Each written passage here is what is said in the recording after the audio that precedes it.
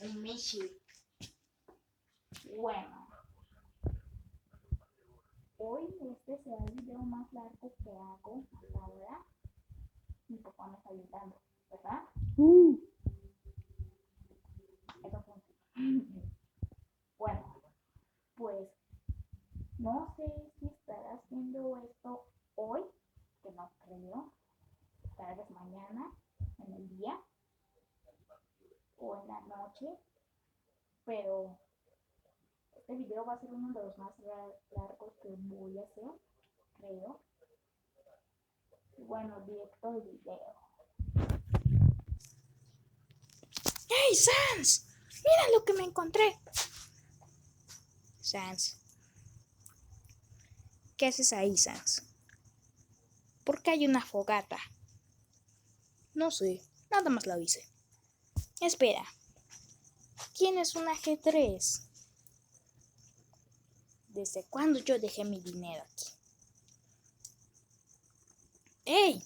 Tienes unos bombones. ¿Qué tal si nos lo comemos?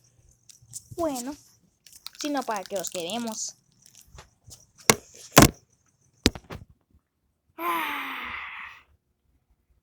Qué rico es cocinar un bombón. Sans, ¿a ti no te pican los ojos? No. Ah, sí es cierto, somos esqueletos. Te pasas, hermano. ¿Qué? No es mi culpa. ¿Ya están? No, Sans. Ni siquiera estamos acercándonos al fuego.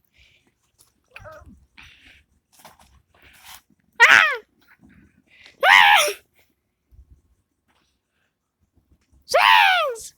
¡No le soples!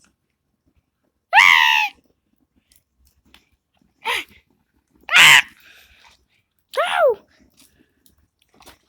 Si fuera una persona ya me estarían ardiendo los ojos. ¿Por qué tiene que ser tan caliente? Estamos usando tenedores. Ya, ¿qué importa? Sans, ¿no pudiste encontrar un palito o algo así? Te nos iba a quemar el palito.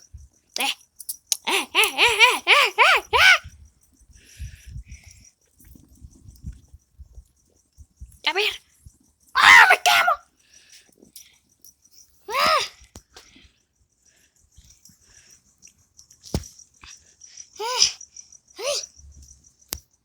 5 minutos después.